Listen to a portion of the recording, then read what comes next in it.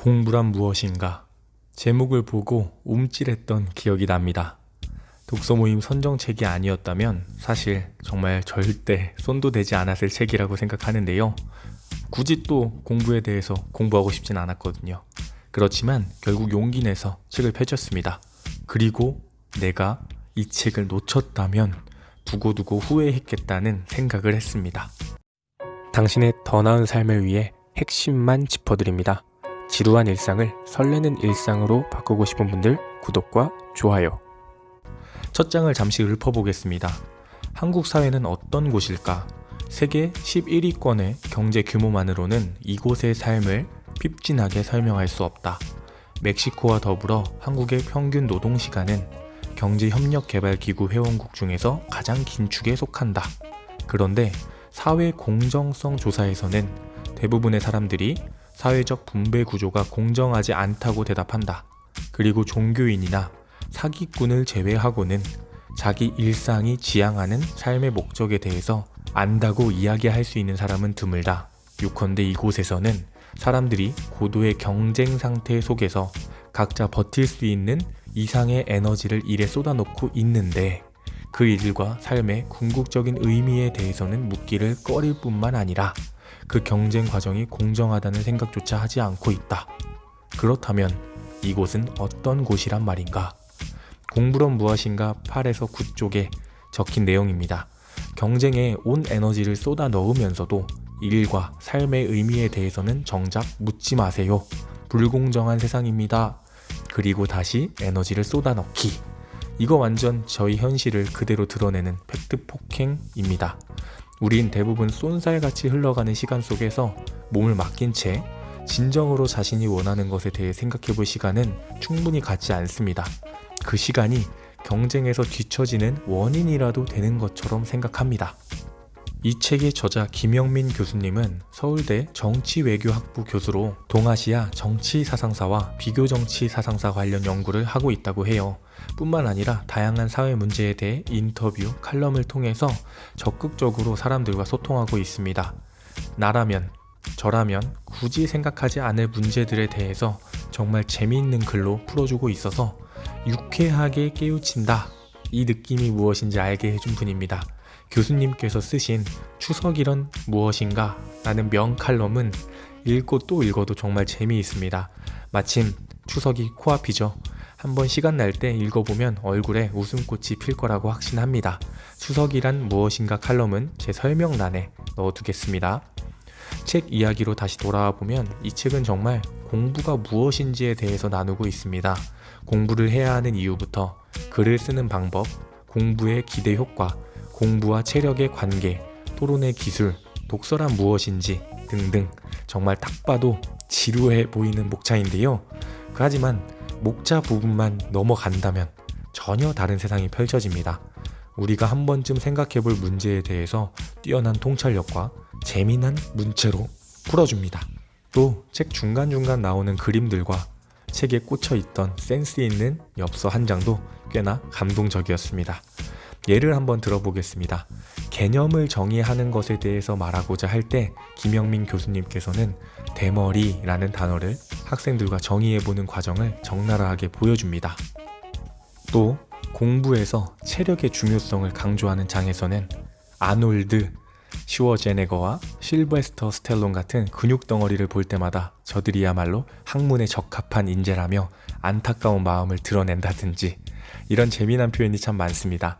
하지만 단순히 재미만 담겨 있다면 이 책은 유머 책으로 분류되었겠죠. 단순히 재미는 조미료 역할을 할 뿐입니다. 그 안에 담긴 다양한 학문적 지식과 생각지도 못했던 비유, 예시들을 보면 아, 진짜 이분처럼 글 쓰고 싶다. 그래서 공부해야겠다는 생각을 하게 됩니다. 제가 이런 책을 좋아하는 이유는 나와 다르게 사고하는 그런 체계들에 대해서 훔쳐보는 짜릿함을 주기 때문입니다. 책에 나온 내용 중에 인상 깊었던 인생 역전말로 홈런은 없습니다. 공부의 생애주기라는 글 중에 한 파트를 소개해 보겠습니다. 조금 깁니다. 죄송해요. 직장생활 부적응자로 판명되거나 책 읽기를 비정상적으로 좋아하거나 수중에 돈이 있으면 자칫 대학원에 가게 될지도 모른다. 대학원의 교육 목표는 대학의 교육 목표와 다르다. 아무도 떠먹여주지 않는다. 정답이 있는 주어진 문제만 풀어온 사람에게는 이 단계에서 좌절할 것이다. 자기 스스로 연구 질문을 던지고 리서치 계획을 세우고 집행하는 방법을 배워야 한다. 이 부분을 모르겠어요. 기분이 찝찝해요. 토끼에 간해주세요.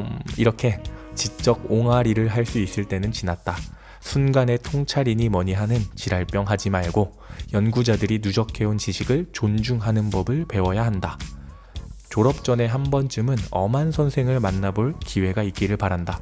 과제를 많이 내주고 날카로운 비평을 해주었기에 결코 흠뻑 좋아할 수는 없지만 그로 인해 배운 것이 많아 용서하게 되는 엄한 선생을 만나는 것도 행운이다.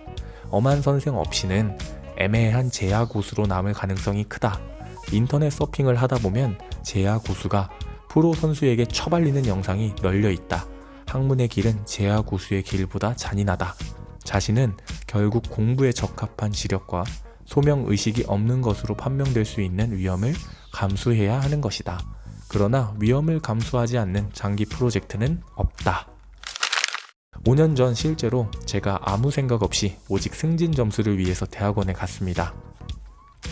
정답이 있는 문제만 해결하던 저에게 갑자기 스스로 질문을 던지고 그 문제를 직접 알아서 해결하라고 하더라고요. 막막했습니다. 그래서 부끄럽지만 한 학기 다니고 자퇴했습니다. 저는 충분히 준비되어 있지 않았어요. 군 입대를 앞두고 있어서 굳이 부딪힐 의욕도 없었고요. 지금 생각해보면 내가 하고 싶은 공부를 한번 마음껏 해보라는 건데 왜 두려웠을까 싶습니다. 그래서인지 지금 당장 대학원에 등록해서 엄한 교수님 밑에서 제대로 배워보고 싶다는 생각이 드는 부분이었어요. 하지만 또 그런 교수님을 제가 만날 수 있을까 하는 의문도 듭니다.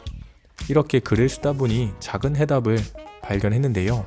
꼭 대학원일 필요가 있나? 우리 삶 속에서 의미 있는 프로젝트를 수행하면 어떨까? 엄격한 스승님에게 견주지는 못하겠지만 강력한 환경 설정을 하고 가끔은 나보다 뛰어난 프로 선수들에게 처맞기도 하면서 그리고 이미 앞서 나간 사람들의 경험과 지혜를 존중하면서 내 삶 속에서 프로젝트를 수행하는 거죠. 혹시 자신만의 프로젝트를 만들고 또 다른 사람과 나누기에 관심이 있으시면 골목책방 블로그로 놀러오세요. 혹시 저처럼 이 책의 제목이 거부감이 들어서 책 펼치기를 망설이고 있다면 책을 한 챕터만 미리 보기로 읽어보세요. 실제 인터넷 서점에서는 미리 보기로 책의 앞부분 30쪽 정도를 읽어볼 수 있습니다. 그럼 오늘은 공부에 대한 김영민 교수님의 이야기로 영상을 마치겠습니다. 어떤 공부도 오늘날 우리가 처한 지옥을 순식간에 천국으로 바꾸어 주지는 않겠지만 탁월함이라는 별빛을 바라볼 수 있게는 해줄 것이다.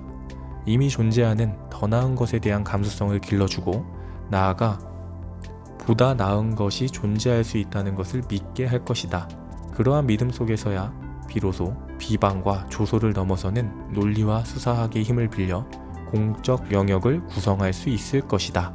계속 읽고 쓰고 논의하는 과정에서 비로소 가능한 인간의 변화에 대해 믿게 될 것이다. 오늘도 긴 영상 시청해 주셔서 정말 감사합니다. 당신의 더 나은 삶을 위해 핵심만 짚어드립니다. 지루한 일상을 설레는 일상으로 바꾸고 싶은 분들 구독과 좋아요